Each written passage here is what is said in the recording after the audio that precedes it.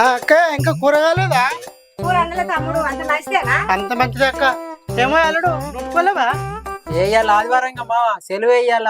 అయ్యో ఇలా ఆదివారం కదా, నీకు సంబంధాలు చూసి చూసి వారాలు కూడా గుర్తుంటలేవు. శేఖర్ మామ మా అన్నకు మంచి సంబంధాలు ఏమన్నా పట్టుకొచ్చినవా? మీ అన్నకు పట్టుకొచ్చిన సంబంధాలు అన్ని మంచివే.